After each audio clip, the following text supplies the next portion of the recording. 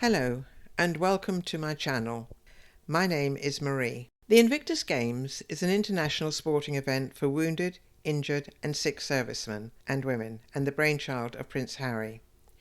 It's due to be held in Düsseldorf, Germany, in September this year. The purpose of the Games is to help generate a wider understanding and respect for armed forces personnel injured in service. Even before Prince Harry's memoir Spare hit the bookshops, one royal expert cast doubt over the future of the Games, since Harry's position outside the royal family would make it harder to keep it going, since the Games require a lot of money and goodwill from governments.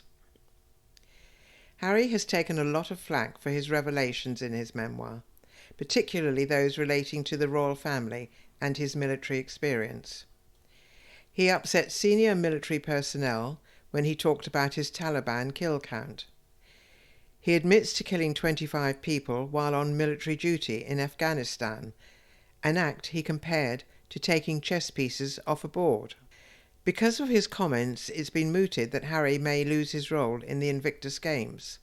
The royal family have not so far commented on his intimate and personal revelations regarding them, but they must be feeling a sense of betrayal by him, and both they and the military would have lost trust and confidence in Harry.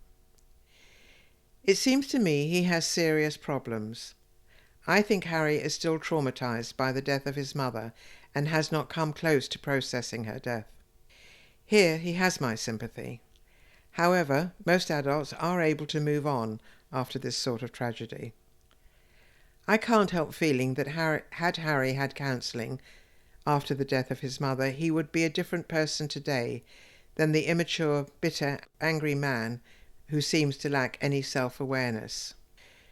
Apparently the Queen did agree to grief counselling for William and Harry, but later changed her mind after she was talked out of it by some of her advisers, who allegedly told her that it would simply not look good at the moment for royal family members. Honestly, how callous is that, putting RF's image, the royal family's image, before William and Harry's mental health? In my opinion, that was a huge mistake and may well explain Harry's somewhat dysfunctional behaviour, particularly his copious drug taking, which he talks about in his book. I gather some 20 years after Diana's death, he says he did go into therapy and began the grief process, but judging by the tone of his memoir, it hasn't helped. In the army, he came across as a man in his element who had no problem with military discipline and danger, and loved the camaraderie with fellow soldiers, which is why I think if he lost his role in the Invictus Games, it would devastate him.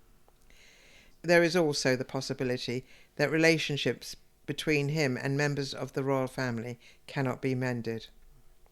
I don't see a great future for Harry, certainly not in philanthropy, since his foundation allegedly gave less than $50,000 to charitable organisations last year. What I do see is a vulnerable, fragile man still traumatised by the death of his mother. I would not be surprised to learn in a couple of years Harry has had a mental breakdown.